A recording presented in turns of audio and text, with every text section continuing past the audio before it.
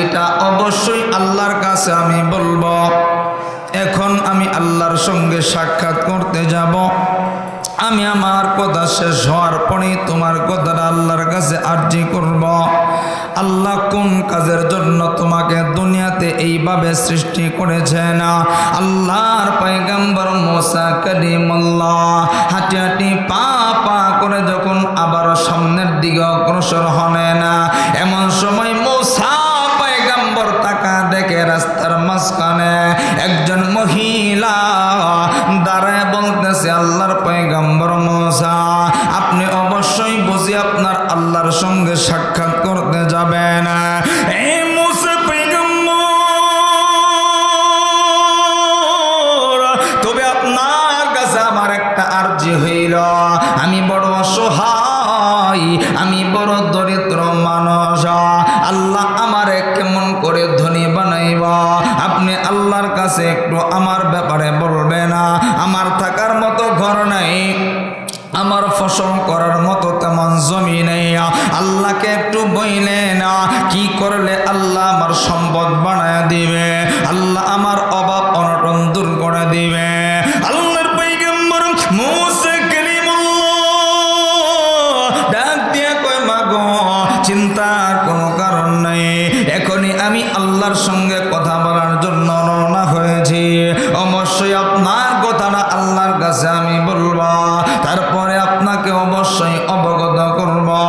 এই বলে মুসা পয়গম্বর এই কথা বলে মহিলার কাছ থেকে বিদায় নিয়া আমার আল্লাহর দিকে যখন রওনা হলো, এমন সময় মুসা পয়গম্বর তাকা দেখে অনেক দামি দামি পোশাক পরা, তার শরীরের ভিতরে অনেক দামি দামি কাপড় দেখা যায়।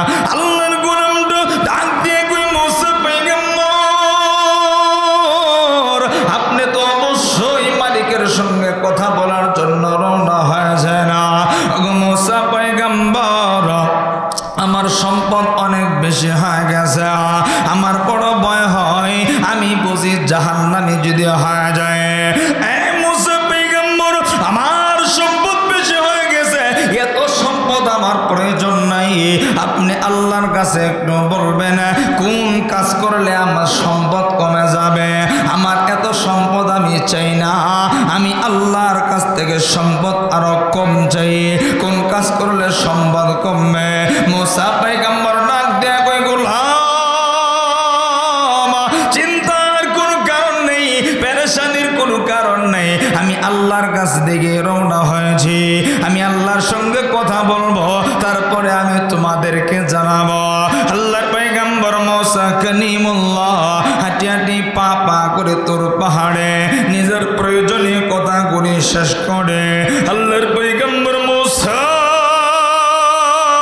তখন আল্লাহর কাছ থেকে বিদায় নিবে, এমন সময় ডাক দেয় কই, আল্লাহ আপনার সঙ্গে তিনজনের তিনটা আরজি ছিল, আমি আপনার কাছ থেকে শুনতে চাই। ওগো আল্লাহ, তারা আমাকে বলে দিছে আমি যেন তাদেরকে বিষয়টা অবগত করি। আল্লাহর পয়গম্বর মুসা কালিমুল্লাহ আমার আল্লাহর ডাক দিয়ে কই, আল্লাহ একজন আল্লাহর গোলামকে আপনি বানাইছেন, তার দুইটা হাতও নাই, তার দুইটা পাও নাই। আল্লাহর গোলামটা জানতে চাইছে কোন প্রয়োজনে আপনি তারে বানাইছেন, কোন কাজের জন্য বানাইছেন, কারণ দুনিয়াতে তার দিয়ে কোনো কাজ হয় না, এই জন্য তার মনে বড় একটা প্রশ্ন। আমার আল্লাহ ডাক দেয়া কই, মুসা ওই গোলামটারে তুমি জানায়া দিবা আমি আল্লাহ একটা উদ্দেশ্য নিয়ে তারে বানাইছি। আমার আল্লাহ মুসা পয়গম্বরকে জানায়া দিলেন। এবার দ্বিতীয় নাম্বার কথাটাও, দ্বিতীয় ব্যক্তির কথাটাও জানাইল, এবার তৃতীয় ব্যক্তির কথাটাও জানাইল। আল্লাহর পয়গম্বর মুসা তোর পাহাড় থেকে নেই মা, প্রথমে সাক্ষাৎ হইল সেই ব্যক্তির হাত পাও নেই, এবার ডাক দিয়া কই, মুসা কালিমুল্লাহ আপনি কি আমার বিষয়টা আল্লাহকে অবগত করেছেন নি? এবার আল্লাহর পয়গম্বর মুসা ডাক দিয়ে কই, আমার আল্লাহ তোমাকে কি জন্য বানাইছে সম্মানী? আল্লাহর গোলাম ডাক দিয়ে কই, পয়গম্বর অবশ্যই আমি শুনতে চাই। মুসা ডাক দিয়ে কই, গোলাম আমার আল্লাহ তোমারে বানাইছে জাহান্নামের একটা ছিদ্র আছে, এই ছিদ্রটা বন্ধ করণের লাইগা। এরপরে সুবহানাল্লাহ কইলেন। বাঙালি তো বুঝছে না, বুঝছে সুবহানাল্লাহ কয়, এখানে কি সুবহানাল্লাহ কোনের জায়গা? এরপরে আপনারা বুঝা লাইছেন যা এটা একটা ভালো দিক হইতে পারে। জোরে কোন সুবহানাল্লাহ। আল্লাহর গোলাম ডাক দিয়া কই, তাইলে আমারে আল্লাহ জাহান্নামের ছিদ্র বন্ধ করণের লেগে বুঝি বানাইছে? তাই কই সমস্যা নাই, তেও তো আল্লাহ একটা কামে আমারে বানাইছে। জোরে কোন সুবহানাল্লাহ। কিতাবে পাওয়া যায় আল্লাহর গোলাম যখন এই কথা শোনার পরে সঙ্গে সঙ্গে পড়ছে আলহামদুলিল্লাহ, মালিক তুমি তো কত কিছুই বানাইছো, কুকুর শুকুর গাছপালা জীব জানোয়ার কাজে লাগে না, কিন্তু আমারে তো একটা কাজে বানাইছো, সেটা কি? জাহান্নামের ছিদ্র বন্ধ করবা। মালিক তাও আমি খুশি। কিতাবে পাওয়া যায় এই শুকরিয়া আদায় করতে দেরি আল্লাহ তার হাত পা তৈরি করে দিতে দেরি করে নাই। জোরে কোন সুবহানাল্লাহ। লাইন শাকারতুম লাযীদান্নাকুম ওয়া লাইন কাফারতুম। নিয়ামত পায়া যখন শুকরিয়া আদায় করবেন আল্লাহ নিয়ামত বাড়ায় দিবে। সেটা আপনি নিয়ামতের সংখ্যা এটা না যে এই দিক দিয়ে একটা 5 তলা উঠে গেছে, ওই দিক দিয়ে আর একটা 10 তলা উঠে গেছে, এটার নাম নিয়ামত না। নিয়ামত বরকত হইল এটা যে আপনার ঘরের ভিতরে 10,000 টাকা ইনকাম করেন, কিন্তু 2 টাকার একটা গ্যাস টিকেট ট্যাবলেটও আপনার ঘরে প্রয়োজন হয় না, এটার নাম হইল বরকত। বরকত কাকে বলে? আপনার সন্তান 10টা সন্তান থেকে একটা সন্তানও বাজে ভাবে 10 পয়সাও খরচ করে না, এটার নাম হইল বরকত। কিন্তু কামাইছেন 10 লাখ, আপনার ছেলের পিছনে তারে ফিরাইতে লাগে 12 লাখ, আরো 1 লাখ টাকা ঋণ। বরকত তো আমরা বুঝি না, আমরা মনে করি আমরা জামগড়ার ডাক্তার না দেখায়া হে ইন্ডিয়া ডাক্তার দেখালে মনে আমি বেড়া হয়ে গেছি। হিসাব মিলানো বড় মুশকিল। আমনগর জামগড়া সাভারে শিমুলতলা কুদ্দুস মিয়া রিক্সা চালাইতে যে আফাও কাটতে গেলে কেরোসিন মেরে ডলা দিলেও ভালো হয়ে যায়, আর আপনার ফাও কাটলে আপনার যা লাগে লন্ডন, এরপরে কাম হইতো না। বুঝতে হবে বরকত কাকে বলে। এই যে পাবলিক কয় হুজুররা চলে কেমনে, 13,000 টাকা বেতন দিয়ে চলে কেমনে? চলে তো হেমনে, চালাই যেমনে। তার তো মারতি খরচ নাই, তার ডিশের বিল নাই, ওয়াইফাইয়ের বিল নাই, তার বাচ্চায় আইফোন তো একবার চায় না, বড় গাড়ি কিনবার চায় না, হিসাব আছে। আপনার বাচ্চা, আপনার বিবি যদি আপনার নিয়ন্ত্রণের বাহিরে চলে যায় তাইলে বুঝবেন যে আপনার ঘরে বরকত নাই। আর যদি আপনার পরিবার আপনার নিয়ন্ত্রণে থাকে তাহলে বুঝবেন যে মালিক আমার দিকে বড় একটা নজর দিয়া তাকাইছে, আমার আল্লাহ হেফাজত করতেছে। এটা আপনাকে বুঝে নিতে হবে। লক্ষ লক্ষ টাকা অযথাই দেখবেন হঠাৎ করে একটা অসুস্থ হয়ে গেছে আপনার সন্তান, 10 লাখ নাই, বিবি অসুস্থ হয়ে গেছে, কোনো কিছুই নাই, অজুহাত নাই, হঠাৎ করে দেখবেন যে অনেক বিপদ আসছে নেই। এই জন্য সবসময় যার যতটুকুন আছে, যার যতটুকুন আছে, কি বলবো আমরা? জোরে কর না, কি বলবো আমরা? জোরে বলেন না, কি বলবো আমরা? আলহামদুলিল্লাহ। সবসময় আল্লাহর গোলাম শুকরিয়া আদায় করছে, আল্লাহ পাক তার হাত পাও দিয়ে দিছে। এবার আল্লাহর পয়গম্বর মুসা কারীমুল্লাহ হাঁটি হাঁটি পা পা করে চলতেছে। এবার ওই যে দ্বিতীয় মহিলা বড় অসহায় মুসা পয়গম্বরকে বলছিল, মুসা পয়গম্বর আল্লাহর কাছে একটু বলবেন আমি বড় অসহায়, কি করলে আল্লাহ আমাকে সম্পদ দেবে, কেমন করে আমি বড় সম্পদের অধিকারী হব, আমার বড় অভাব অনটন না। মুসা পয়গম্বর মহিলার সামনে দিয়া যখন হাঁটে, মুসা পয়গম্বরকে ডাক দিয়ে কই, পয়গম্বর আমার ব্যাপারে আপনি আল্লাহর সঙ্গে কথা বলছিলেন নি? মুসা পয়গম্বর কই, অবশ্যই কথা বলেছি।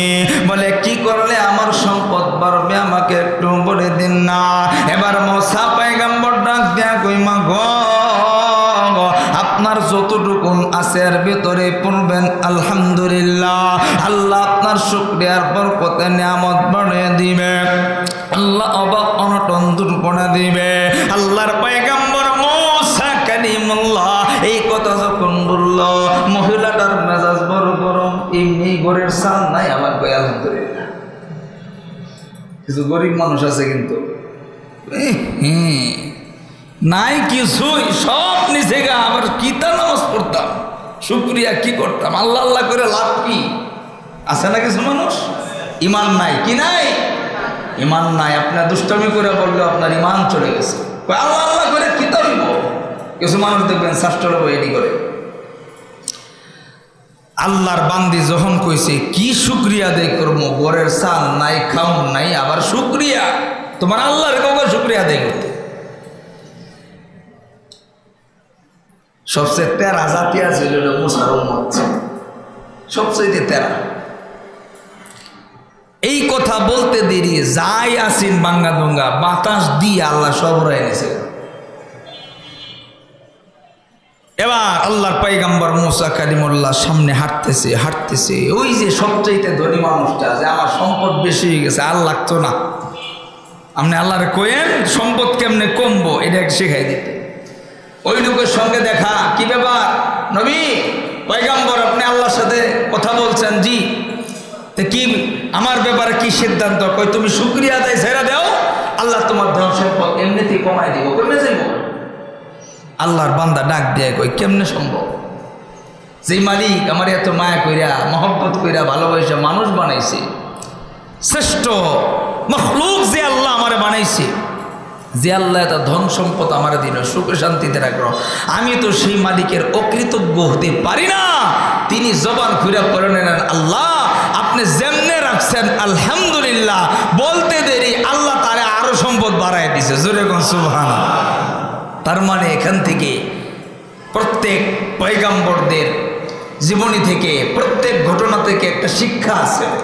এখান থেকে আমার আপনার শিক্ষা হলো, আপনার সুস্থতা অসুস্থতা বিপদ আপদ সব সময় সুখে দুঃখে আপনার জবানে শুকরিয়ার আওয়াজ থাকতে হবে। আওয়াজের নাম কি?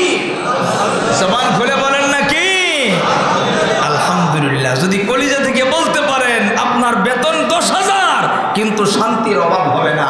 আর যদি আপনি শুকরিয়া আদায় না করতে পারেন, বেতন হবে 10 লক্ষ টাকা, আল্লাহর কসম করে বলি আপনার জীবনে আপনি সুখ কোনোদিন খুঁজে পাবেন না। টাকা পয়সা এক জিনিস, বাড়ি গাড়ি আরেক জিনিস, কিন্তু শান্তি সুখ এটা হচ্ছে আলাদা একটা সাবজেক্টের নাম। এটা কেবলমাত্র যাদের দিলের সম্পর্ক আল্লাহর সাথে হয়, কেবলমাত্র যাদের সম্পর্ক রাসূলের সাথে হয়, এই শান্তিটা আল্লাহ তাদেরকে বন্টন করে দেয়।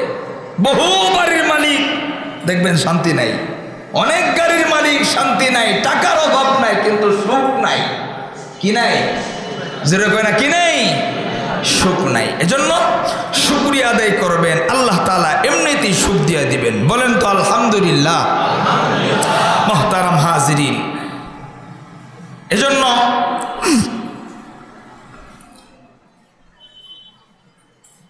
আমরা মনে করি বিপদ হইলেই মনে হয় এটা একটা গজব শুরু হয়ে গেছে, আমরা শুকরিয়া আদায় করি না। ওই যে একটা উদাহরণ দিলাম একটু আগে, ছোট্ট আর একটা উদাহরণ দেই।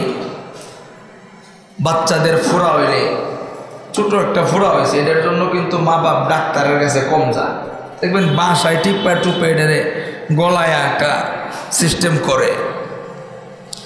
এখন এই বাচ্চারা যখন এটা তারা সুস্থ করতে চায়, তার ফোড়াটা গালাইতে চায়, অনেকের দেখা কিন্তু যে না বুঝে সে কিন্তু দেখে এটা বাপ মা এমন জালেম, নিমুখ খারাপ, কলিজার মধ্যে বিন্দু পরিমাণ মায়া নাই, বলার কথা না। কারণ তো যখন ওনার ফোড়া হয় ওটা তো ইঞ্জেকশন মারত না, এমনি টিপ্পা টুপ্পা ভালো করতেছে পুষ্টি বের করিয়া। তখন তার মা বাপ চাইতেছে যে এইটা করলেই আমার সন্তান সুস্থ হইব, বাস্তবতাও তাই। কিন্তু ফাঁসে থেকে আরেকবারের যে দেখতেছে, হ্যাঁ কইতেছে কামটা করে কি, এইটার মতো জালেম এনে একটাও নাই, এত খারাপ, নিজের বাচ্চারা এত কষ্ট দিতেছে। প্রশ্ন জাগতে পারে না, কথা বলে জাগতে পারে না। মুহতারাম হাজিরিন, ঠিক আল্লাহ তাআলা আমাদেরকে বন্যা দেয়, এই দেয় সেই দেয়, অভাব দেয়, অসুস্থতা দেয়। আমার আপনার দৃষ্টিতে দেখলে মনে হয় এটা বুঝি আমার আপনার জন্য বড় গজব, এটা বুঝি আল্লাহর পক্ষ থেকে বড় বিপদ। না, মনে রাখতে হবে এটাই আল্লাহর পক্ষ থেকে আমার জন্য নির্ধারিত ফাইসারিত। যদি আমি আপনি মনে করতেছি এটা বুঝি খারাপ হবে, না না, পিছনের গল্প, ইতিহাস, সামনে কি হতে পারে, আমার আপনার ভবিষ্যৎ, এটা তো কেউ জানে না। জানে কে? জোরে বলেন, জানে কে? এজন্য শুকরিয়া আদায় করব। আলহামদুলিল্লাহি রাব্বিল